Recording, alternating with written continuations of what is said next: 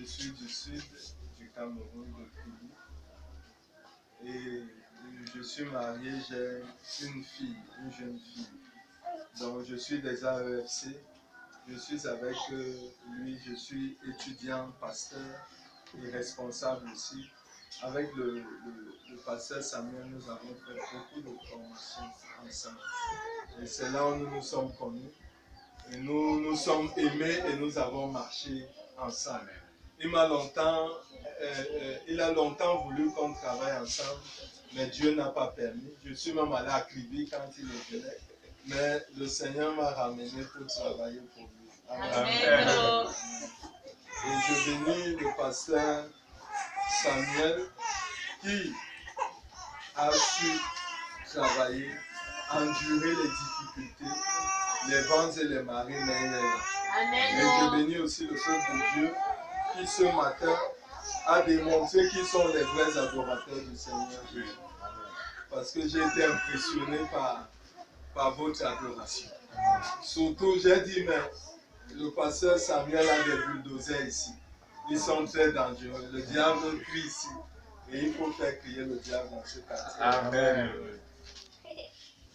Aujourd'hui, comme hier, vendredi, j'étais ici à enseigner sur un aspect, la prière, mais la prière efficace.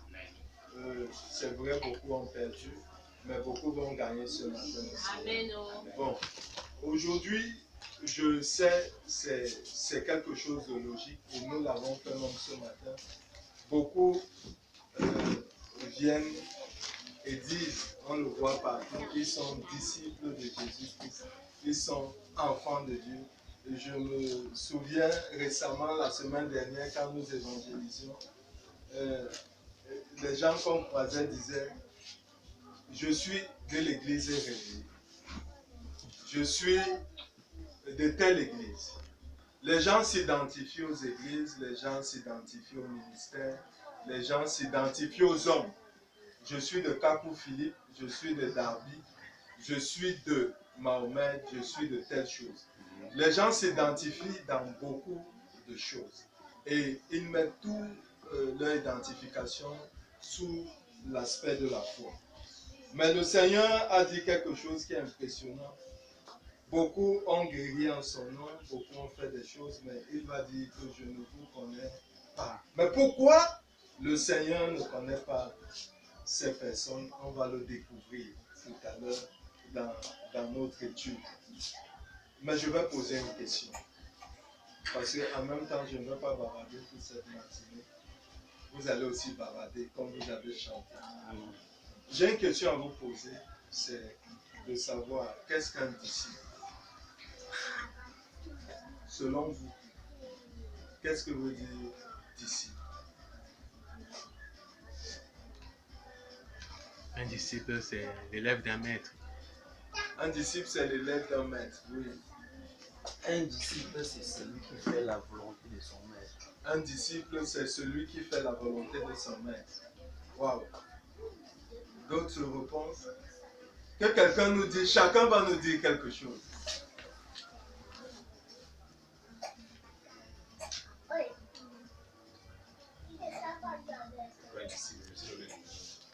C'est quoi un disciple pour moi? C'est celui qui met la parole son maître à valeur.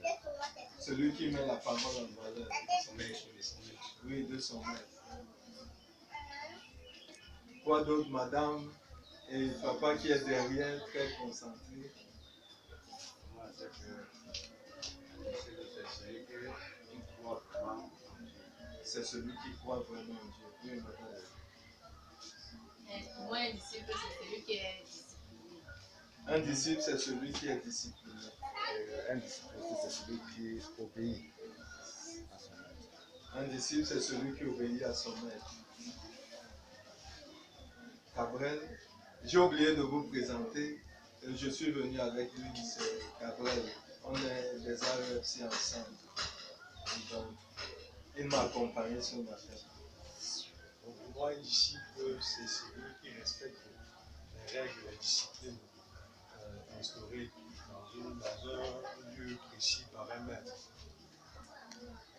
Amen. Amen. je ne vais pas bousculer le pasteur Samuel, il va se faire ce matin. Amen.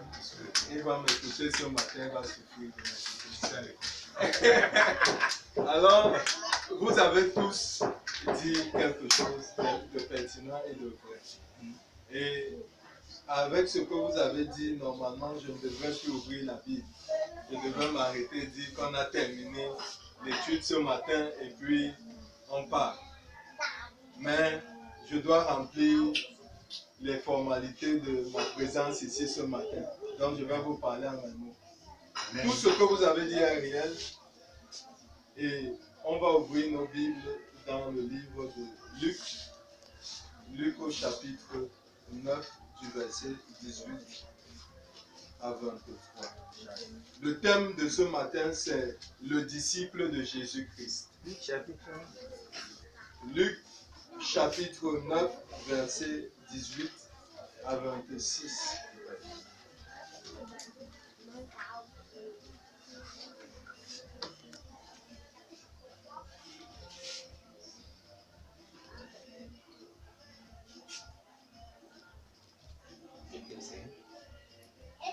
Le disciple de Jésus-Christ. Amen. Luc chapitre 9, à partir du verset 18 à 26, il est écrit. Un jour que Jésus priait à l'écart, ayant avec lui ses disciples, il leur posa cette question. Qui suis-je? Où dit des hommes? Il répondit, Jean-Baptiste, les autres Élie, un autre qu'un des anciens prophètes est ressuscité. Et vous, leur demanda-t-il, qui dites-vous que je suis? Pierre répondit, le Christ de Dieu. Jésus leur recommanda sévèrement de ne pas le dire à personne.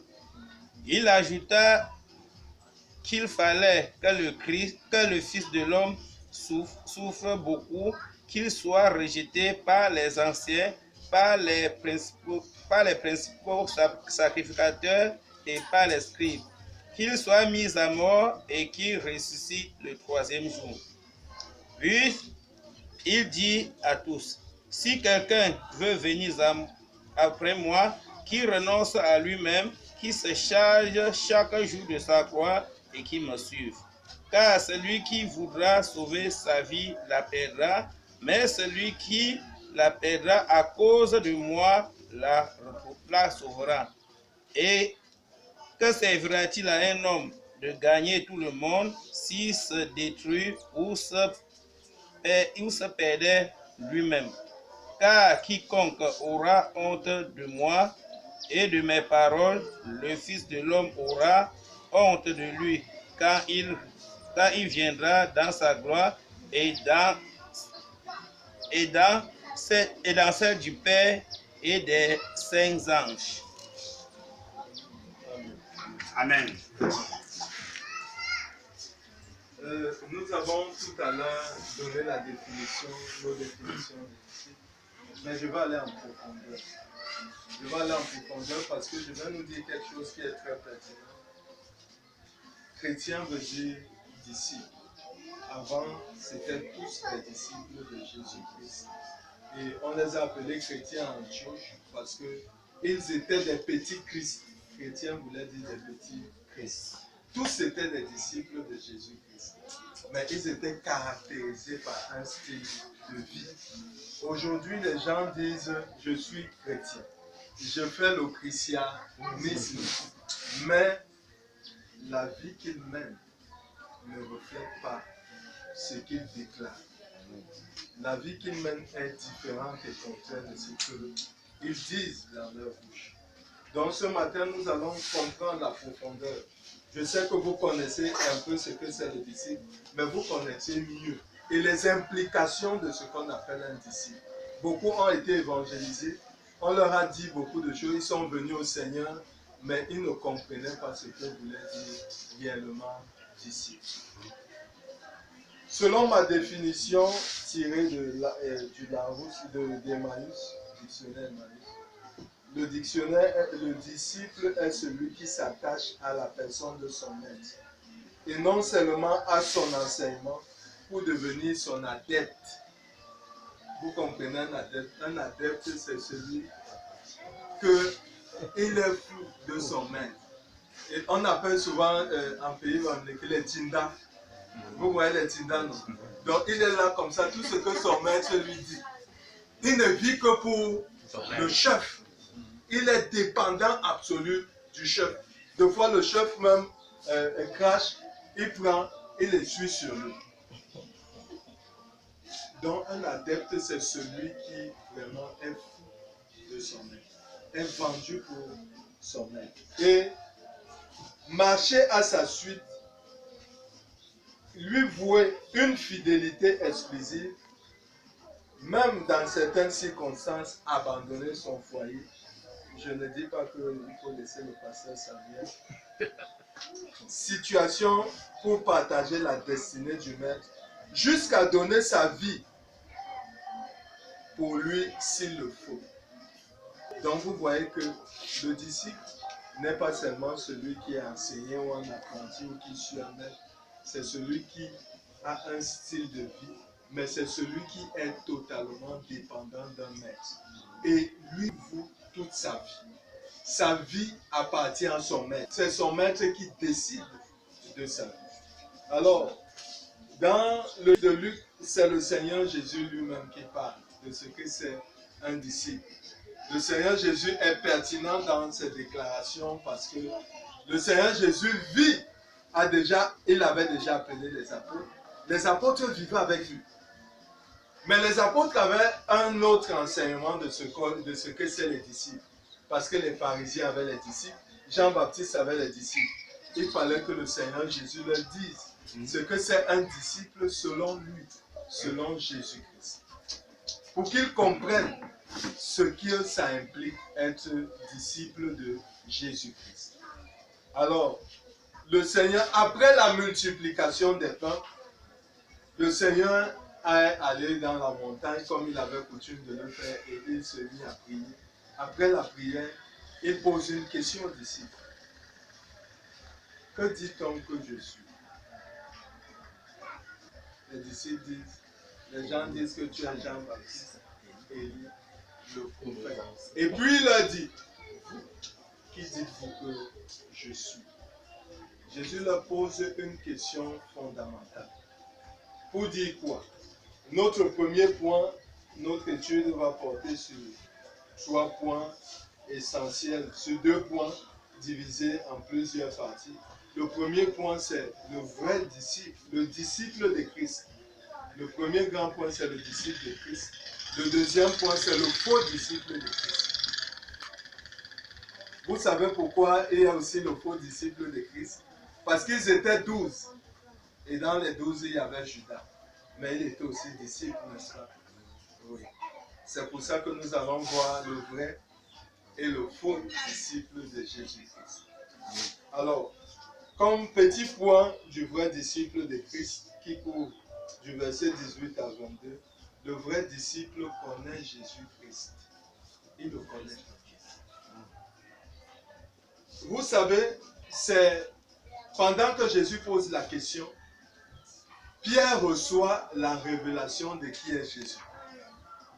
Dans les autres évangiles, il lui dit, Pierre, ce n'est pas un homme qui te l'a révélé, c'est Dieu.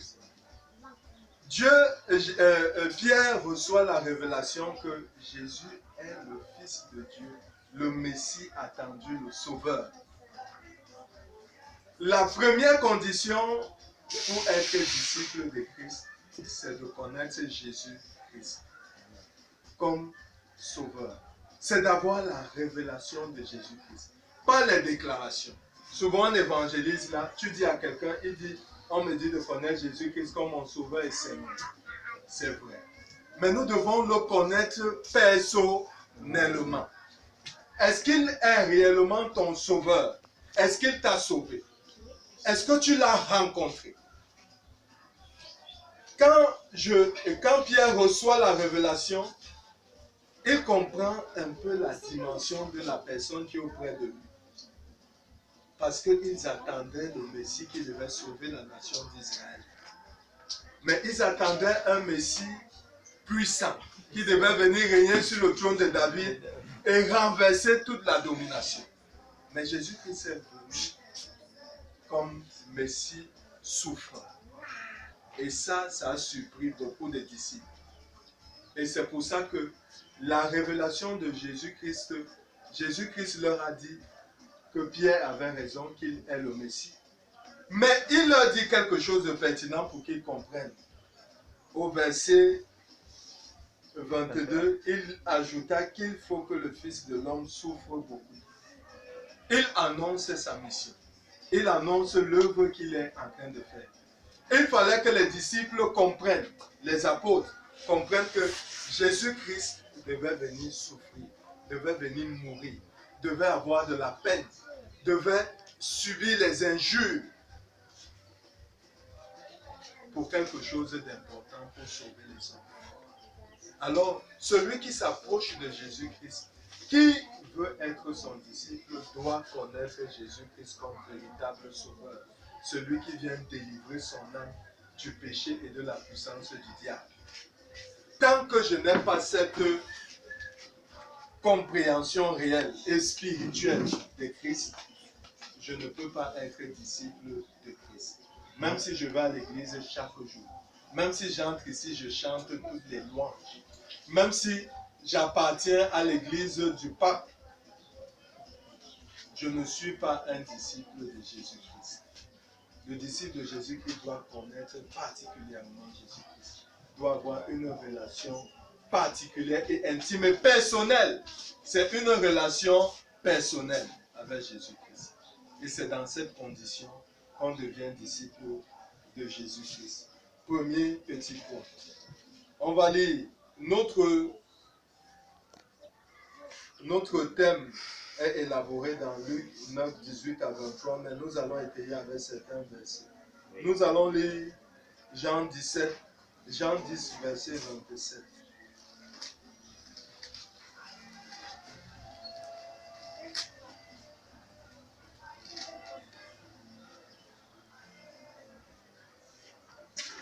Jean chapitre 10, verset 27, il est écrit.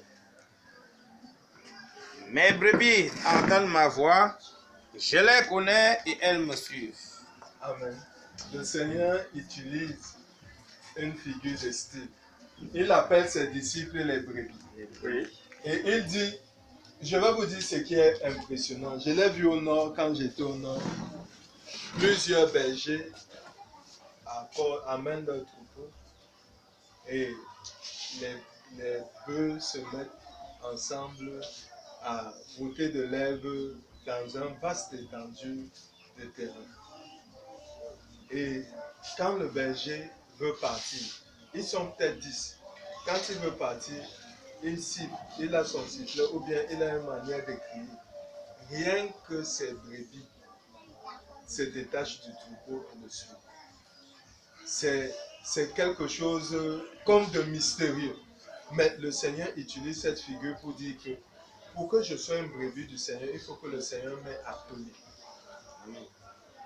Si je n'ai pas été appelé, je ne peux pas être disciple de Jésus-Christ. Il y a l'appel. C'est Dieu qui appelle. La Bible dit que je ne peux pas venir au Seigneur Jésus sans que Dieu ne m'attire. C'est Dieu qui fait l'action. Parce que l'homme pécheur est mort spirituellement. À cause de sa mort spirituelle, il ne peut pas s'approcher de Dieu. Il ne peut même pas connaître Dieu. Mais il faut que Dieu l'active pour qu'il entende le message de Dieu lors d'une prédication, lors d'une évangélisation, pour qu'il puisse accepter le Seigneur. Si Dieu ne fait pas cette action, il ne peut pas devenir disciple de Dieu. Donc, le disciple entend l'appel de son maître et il le suit. Il entend la voix de Dieu parce que Dieu le dispose son cœur pour qu'il puisse non seulement écouter la voix de Dieu, mais se détourner de la voie dans laquelle il vivait pour se tourner vers la voie de Dieu et vivre une vie qui honore le Seigneur. Amen. Amen. Le deuxième point, deuxième petit point, et on va entrer dans des choses un peu dures d'entendement. Le deuxième point, le disciple de Jésus-Christ, c'est quelqu'un qui renonce à sa propre vie. C'est difficile, hein? Cet aspect est très difficile parce que l'homme peut tout lâcher, mais c'est difficile que l'homme lâche sa volonté. Mais lisons quelque chose pour qu'on comprenne mieux cet aspect de Corinthiens 5, 17.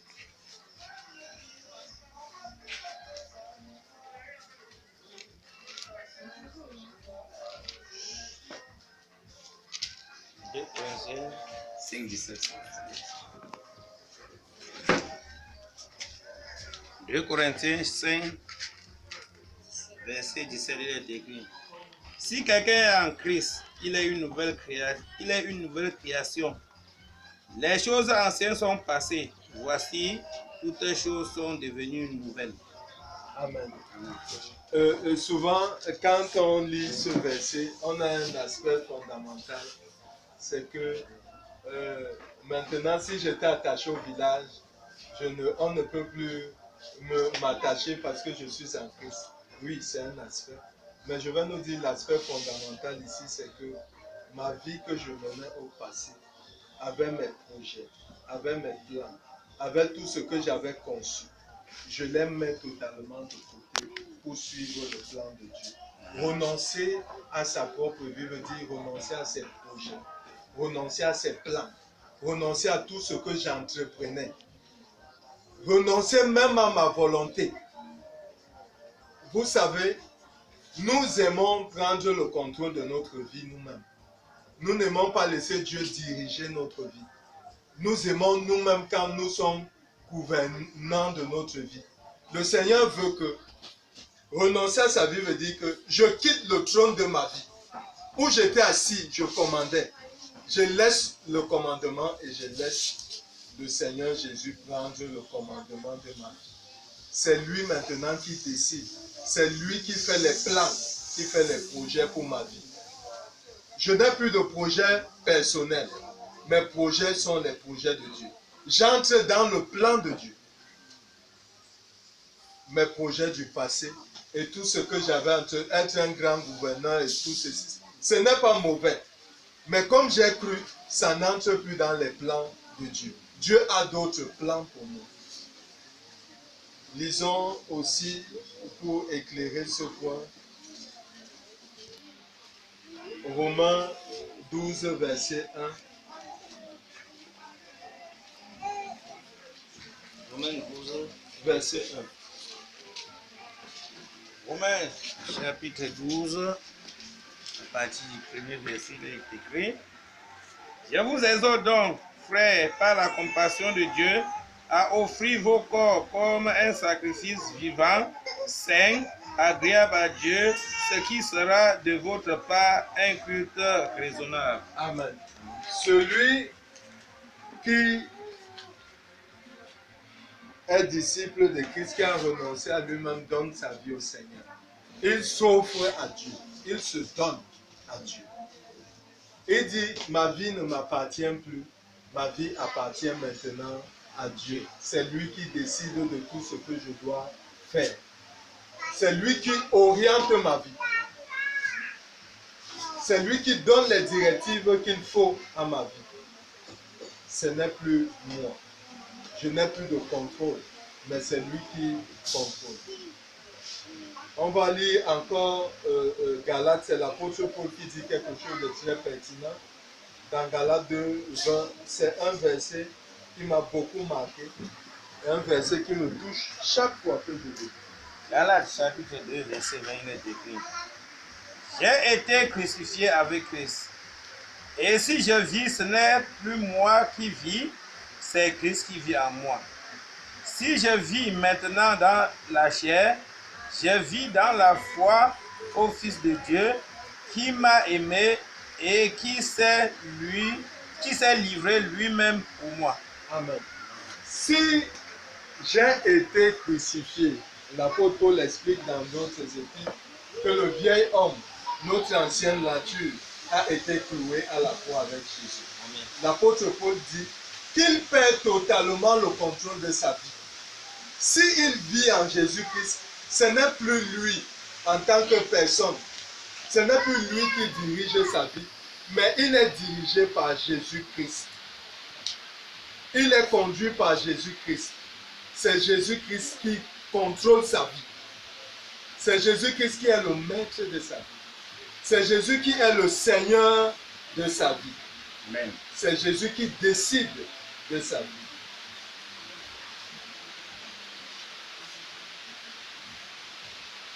Par rapport à cet aspect dans Luc que nous avons lu tout à l'heure, nous sommes au verset 23. Il dit, puis il dit, si quelqu'un veut venir à moi, qu'il renonce à lui-même. Qu'il renonce à lui-même. C'est ça, renoncer à soi-même. C'est céder la place, notre place à Dieu. C'est que Dieu prenne sa place dans notre vie. Mes frères, laissons Dieu prendre le contrôle dans nos vies. Si nous avons accepté Amen. Jésus-Christ comme le maître de notre vie, on dit souvent comme Seigneur. Le Seigneur, c'est celui qui a autorité dans ta vie, qui est le maître. Laissons Dieu être le maître et dicter notre conduite et diriger notre vie. Il le disait à ses disciples, mais ces paroles sont encore pour nous aujourd'hui. Parce que nous le savons bien, on est des chrétiens, souvent face aux situations, on refuse que Dieu prenne la direction.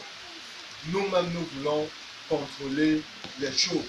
Nous-mêmes, nous voulons faire les choses avec notre force, avec notre intelligence. Mais le Seigneur voudrait que nous le laissions faire. Que nous le laissions conduire notre vie. Le troisième petit point du point 1.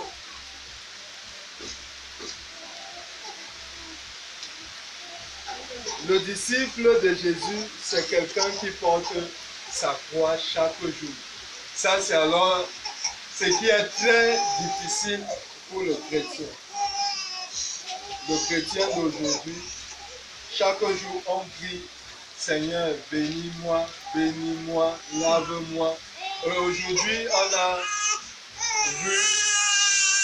on est en train de vivre notre style d'évangile. C'est qu'on ne doit plus souffrir. La souffrance n'est pas pour nous. La souffrance, c'est pour les païens. Je me souviens dans une radio, un prédicateur disait, toutes les boutiques des païens, c'est pour vous. Ils travaillent pour vous. Et les chrétiens aujourd'hui vivent ayant dans leur tête qu'ils ne doivent pas souffrir. Et quand ils souffrent, ils se disent que c'est une malédiction ou c'est un péché. Il y a des souffrances qui sont liées au péché que nous avons commis. Mais il y a des souffrances que le Seigneur permet parce qu'on est ses disciples. Amen. Quand le Seigneur parle que le disciple doit se charger de sa croix, parce qu'au verset précédent, le Seigneur lui-même a annoncé à ses disciples qu'il va beaucoup souffrir. Ouais. Qu'il va souffrir. Il ne dit pas à ses disciples ce qu'il ne fait pas. Il ne montre pas aux disciples ce que lui ne va pas vivre. Mais il montre à ses disciples la voie par laquelle il va passer. Et pour dire aux disciples que tous ceux qui veulent être ses disciples vont passer par le feu. Et le Seigneur Jésus a été frotté. Quand on lit Ésaïe 53, le Seigneur Jésus a enduré la souffrance. Il a été trahi. Il a été haï par ses frères, les Juifs. Il était méprisé. Il était injurié. On l'a giflé. On a craché sur lui. Mais je vais nous dire, en tant que chrétiens, sachant qu'on vit les mêmes souffrances de Christ. On est appelé à les vivre. Amen. Quand vous êtes ici, vous chantez, il y a des gens dehors qui ne vont pas vous saluer. Qui vont vous mépriser, qui vont dire que vous êtes fou. Il y a des gens de votre famille qui ne vont même plus marcher avec vous. Il y a des gens qui vont dire qu'il est perdu. Il y a des gens qui vont vous mépriser. C'est une souffrance. Deux fois, il y a des gens qui sont allés prêcher l'évangile, on les a tapés. On a lâché les chiens sur eux. Il y a des gens dans le monde qui sont dans des pays musulmans, que tu parles de Christ, on te parle. On te met en prison. Ils vivent les souffrances de Christ. Le chrétien doit vivre les souffrances de Christ chaque jour. Je me souviens, j'ai une de mes relations qui voulait que je postule à un emploi. Alors, quand je postulais pour cet emploi, j'ai mis dans mon CV tous mes diplômes, même les diplômes chrétiens. Et j'ai mis chrétien engagé. Mais j'ai mis tous mes diplômes de formation chrétienne. C'était je ne devais même pas faire d'interview, donc on voulait seulement mon dossier pour un chantier. Mais en voyant mes diplômes, ils ont dit, on ne veut pas d'un pasteur ici. On me l'a fait 2 fois. Et la personne qui m'a envoyé là-bas me dit, pourquoi tu as mis ça? J'ai dit à la personne, je ne peux ne pas mettre ça. Parce que c'est ça qui fait mon statut. Je suis chrétien. Et il faut que celui qui me côtoie, celui qui m'emploie ou celui qui est avec moi connaisse mon identité. C'est très important pour moi. Parce que ce que je dis, c'est ce que je suis. Mais de nos jours, on voit beaucoup de chrétiens qui cachent leur identité. Ils sont dans les sissongo. On les emploie avant même le dimanche. Et ils viennent même à l'église pour les formalités. Parce qu'il faut que le pasteur le voie. Sinon, il va dire, je ne t'ai pas vu depuis. Mais le disciple de Christ, on doit même te renvoyer. Je me souviens, j'ai vu dans un journal au Tchad une chrétienne engagée. On l'a nommée ministre au Tchad. Alors celui qui l'installait disait que dis que tu jures au nom d'Allah. Elle a dit que je jure au nom de Jésus. On a dit que dis au nom d'Allah. Si tu ne dis pas au nom d'Allah, tu déposes et tu pars. Elle a déposé, elle est partie. Et on l'a enlevée ministre. Elle ne pouvait pas être ministre parce qu'elle a renoncé. À cause du Seigneur Jésus, les chrétiens vont souffrir. Et je vous dis, les disciples à qui il a dit ces choses ont souffert. On a tapé Pierre. On a tapé Jean. On a essayé de tuer même Pierre de plusieurs manières. On a vu qu'il n'arrivait pas à mourir. On l'a envoyé dans une île. Il a vécu là-bas, une île où on casse les pierres, où il n'y a que la souffrance. Mais c'est dans cette île qu'il a eu la révélation du livre d'Apocalypse. L'apôtre Jean. Presque tous les apôtres sont morts en martyr à cause du nom de Jésus. Amen. Mais les chrétiens d'aujourd'hui veulent le confort. Quand il y a une petite souffrance pour Christ, ils commencent à raisonner, à dire que si je ne parle même pas de lui, je n'aurai pas de problème, je ne suis même pas obligé. Mais le chrétien doit se mettre dans la tête que si tu es disciple de Jésus, tu vas souffrir pour le nom de Jésus. Amen. Tu vas connaître des épreuves. Tu vas connaître des difficultés. Alléluia. Je ne veux pas vous prêcher l'évangile que viens et tu auras les voitures. Oh. Ce sont des histoires. Viens et tu vas porter la croix de Jésus. Amen. Si tu es disciple de Jésus, tu vas marcher comme lui. Amen. Il a souffert, nous allons souffrir. Ouais. Pour lui. Mais la grâce que nous avons, c'est qu'en souffrant, il est là. Il nous accompagne et il nous soutient. Amen. Et nous avons la victoire sur tout. Amen. Il dit, j'ai vaincu le monde, vous aussi, vous avez vaincu le monde. Amen. Amen. Mais ne venez pas à l'église parce que vous voulez les voitures, les maisons, tout ça. Venez à l'église pour être les disciples de Christ. Amen. Un disciple de Christ, c'est celui, quatrième petit point, c'est quelqu'un qui suit Christ. Quand on dit suivre, c'est un pas après l'autre. Où Jésus, comme Jésus a marché, c'est comme ça que nous devons marcher. Où il a posé le pied, je pose aussi le pied. Ça veut dire que je vis comme Jésus a développé. Je dois m'éloigner du péché et vivre une vie de sainteté. Le Seigneur, l'apôtre Pierre a dit, soyez saints comme je suis saint. Jésus est saint. Jésus aime. Nous devons aimer. Le Seigneur Jésus a dit qu'on vous reconnaîtra par l'amour. Si nous suivons Jésus, nous devons apprendre à aimer. Si nous suivons Jésus, nous devons apprendre à vivre une vie de pureté, une vie de sainteté. Nous devons nous dépouiller du péché pour vivre dans la sainteté, dans la justice et dans la vérité. Le Seigneur Jésus est vrai. Le chrétien doit être vrai. Mais encore, suivre Jésus, on va aller plus loin. Suivre Jésus, c'est être obéissant. Nous avons cité celle-ci. Qu'un disciple, c'est quelqu'un qui obéit à son maître. On a dit ça. Suivre Jésus, c'est être obéissant.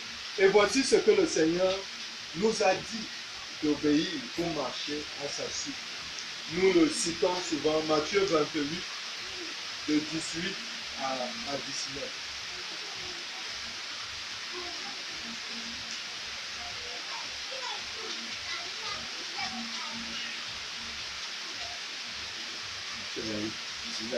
Oui. Il est écrit. Jésus s'étant approché, leur parlant ainsi, tout pouvoir m'a été donné dans le ciel et sur la terre. Allez et faites de toutes les nations les disciples, les baptisant au nom du Père, du Fils et du Saint-Esprit. Comme Dieu le Père a envoyé Jésus, Jésus aussi envoie ses disciples. Il dit à ses disciples, comme vous avez reçu la bonne nouvelle, vous aussi propagez la bonne nouvelle. Pas seulement propager la bonne nouvelle, mais former les disciples. Faites des disciples. Donc une des responsabilités de cette église où vous êtes et une des responsabilités de chaque membre ici, ce n'est pas toujours de boire toute la nourriture que le pasteur Samuel lui donne, mais c'est d'être un disciple qui peut former un autre disciple, qui peut enseigner un autre. Nous devons faire comme le Seigneur.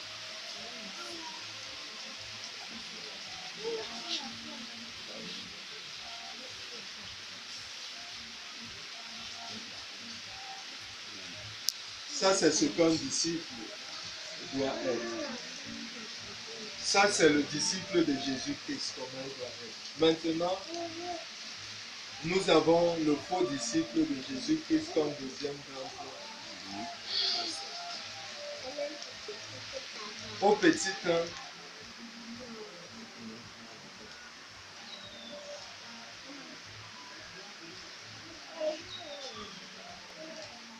un faux disciple de Jésus est le maître de sa propre vie. Nous le voyons au verset 24 de Luc. Il dit, car celui qui voudra sauver sa propre vie la perdra, mais celui qui perdra sa vie à cause de moi la sauvera. Un vrai disciple, un faux disciple de Jésus-Christ cherche à contrôler sa propre vie. Il a ses projets. C'est lui qui dirige sa propre. Il est son propre patron. Il est le maître de sa destinée.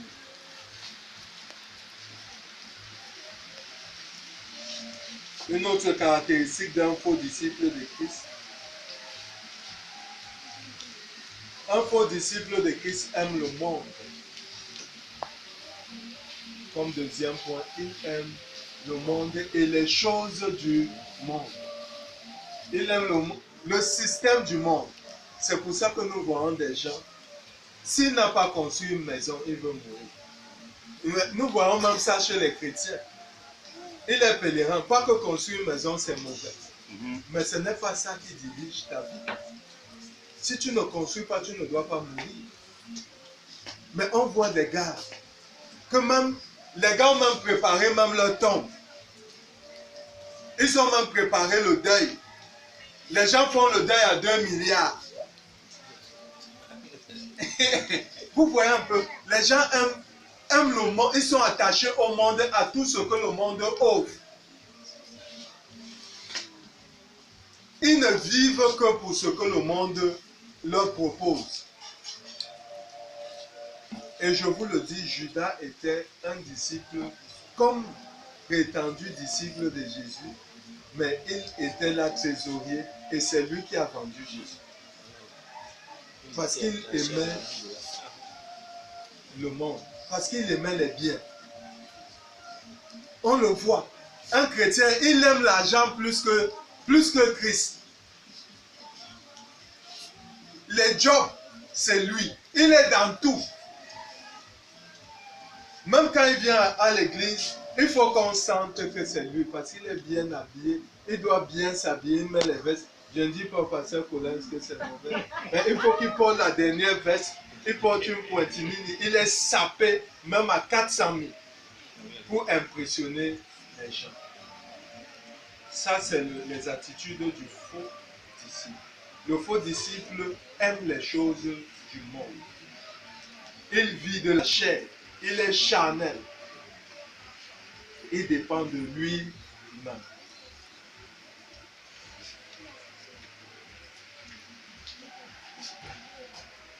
Le troisième aspect, un faux disciple a honte de Jésus. Il ne peut pas. Parce que sa personnalité lui empêche. Quand il est près de ses autorités, s'il dit Jésus, ça va lui causer des problèmes. Et je nous dis, la conséquence de ces aspects-là, du faux disciple, c'est que Jésus va le rejeter. Et il ne connaîtra plus jamais le Seigneur. Celui qui n'est pas disciple de Christ